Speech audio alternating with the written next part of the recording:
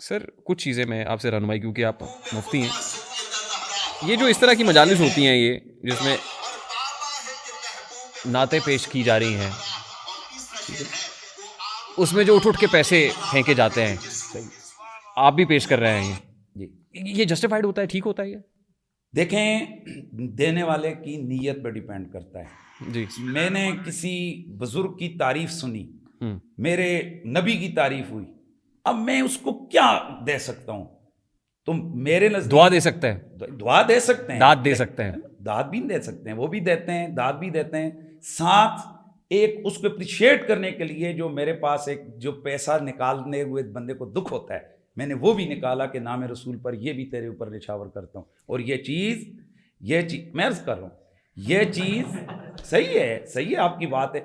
بات وہی ہے، یہ دینے والے کی نیت پہ ڈیپینڈ کرتا ہے کہ اگر کوئی دینے والا اس لیے دے رہا ہے کہ تاکہ دنیا کو یہ پتہ لگے کہ بھئی یہ میں ایک نعت خان کو، یہ واصف رسول کو یہ خدمت کر رہا ہوں اور پتہ لگے کہ ان کی کیا عزت ہے. اس میں بھی مفتی اعظم مفتی تقی عثمانی صاحب کا فتویٰ ہے سر. دیکھیں یہ بھی اسراف ہے نا سر. اس میں جس طرح یہ آپ یہ والا بات کر رہے ہیں، اس پہ میری بہت ساری گفتگو موجود ہے کہ اس کو نہیں کرنا چاہیے. لیکن آپ دیکھ رہے ہیں کہ ہم بعد اٹھ کے اس طرح پیش کر ظاہر ہے جب آپ ہیں تو اس وقت آپ کی بھی خدمت ہو رہی ہے، آپ کے اوپر بھی ٹھیک ہے. مطلب میں سوال کر رہا ہوں کہ رسول اللہ صلی اللہ تعالیٰ علیہ وآلہ وسلم، آپ کے نعت خان صحابی رسول حسان بن ثابت نے کلام پڑھا تو اللہ کے نبی نے سب سے پہلے عزت ان کو یہ دی کہ ان کو اپنے ممبر پہ بٹھایا. سیکنڈ عزت یہ دی کہ اپنے اوپر جو چادر تھی وہی اتار کے عطا فرما دی. حضرت سیدنا زین العابدین، یہ میں صحیح روایات کے حوالے سے جو چیزیں ہیں وہ، وگرنہ تاریخی چیزیں تو بہت ساری ہیں. سیدنا امام زین العابدین علیہ السلام کے سامنے جب تعریف ہوئی ان کے خاندان کی، رسول اللہ کی، تو آپ نے فرزدق شاعر کو کتنا دیے تھے؟ 10,000 درہم دیے. اس نے کہا جی اللہ کی قسم میں نے آخرت کے لیے یہ آپ کی تعریف کی ہے. تو حضرت امام زین العابدین نے فرمایا کہ ہم آل بیت ہیں، ہم جس کو دے دیں ہم اس پہ واپس نہیں لیتے. آپ کی گفتگو سن کے مفتی صاحب کچھ چیزیں ایسی ہیں جس پہ کلیئرٹی بہت ضروری ہے. سورہ بقرہ آیت نمبر 41 ہے، میری آیات کو تھوڑی قیمت پر نہ بیچو. ٹھیک ہے، تو یہ جو خدمت اور یہ سب ہے، یہ کیا ریلیجن جو ہے is it a profitable business? آپ کا یہاں پر سوچ یا آپ کا جو آپ جس نتیجہ آپ نے نکالا ہے وہ نتیجہ درست نہیں ہے. سوال کر رہا ہوں سر میں اس کا جواب دے رہا ہوں کہ یہ جو سوال کیا جاتا ہے اس کو اپلائی علماء کے اس خدمت کے اوپر کیا جاتا ہے، یہ غلط ہے.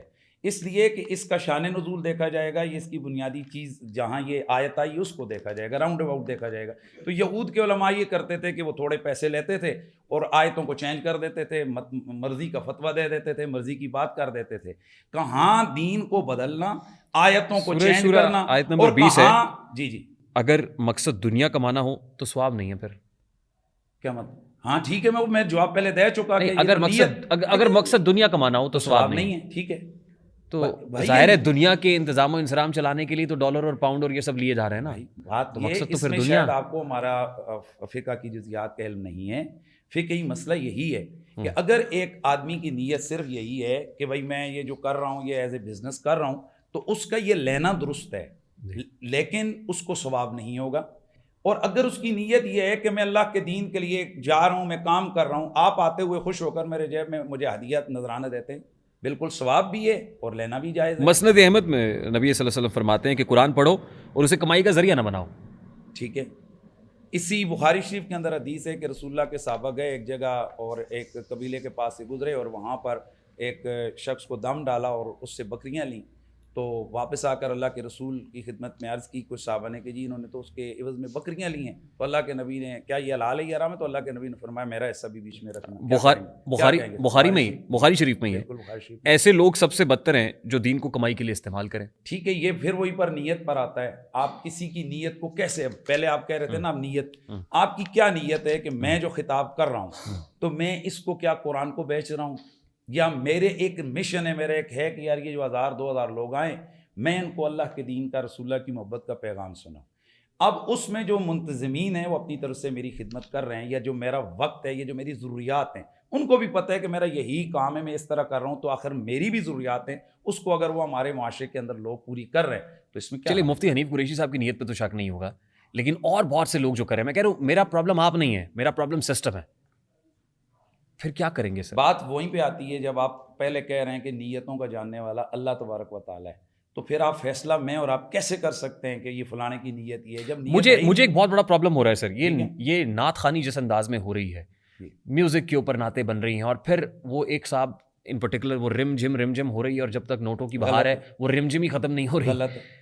اور پھر میں دیکھتا ہوں کہ اس محفل کے اندر علماء کرام بھی بیٹھے ہوئے ہوتے ہیں وہاں پہ، روکتے کیوں نہیں ہاتھ سے پکڑ کے، کیا کر رہے ہو تم؟ دیکھیں قرآن مجید نے واضح طور پر یہ کہا ہے کہ آپ موعظت حسنہ کے ساتھ اور اچھی تدبیر کے ساتھ، جس میں فتنے کا اندیشہ نہ ہو، آپ لوگوں کی تربیت کریں. بے شمار ایسے مقامات ہیں کہ جہاں پر اس طرح کی چیزیں ہوئیں.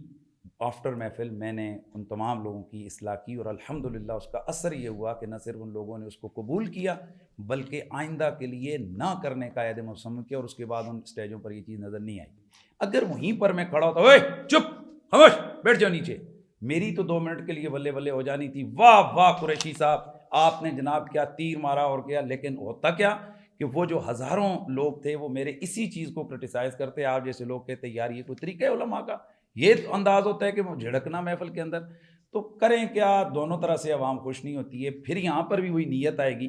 اگر کوئی اس نیت سے خاموش رہتا ہے کہ یار یہ ایک غلط چیز ہو رہی ہے، انشاءاللہ اس کی میں اصلاح کروں گا اور بہتر انداز سے کروں گا. میں اس لیے پوچھ رہا ہوں کیا اصلاح ہو سکی ہے ابھی تک؟ بالکل ہوئی ہے. یہ محافل تو اسی طریقے سے جاری ہے سر. دیکھیں ہمارے اس میں پرابلم کیا ہے، مسئلہ یہ ہے کہ جہاں علماء کرام کو انوالو کیا جاتا ہے وہاں ان چیزوں کا بہت حد تک جو نا خاتمہ ہو چکا ہے.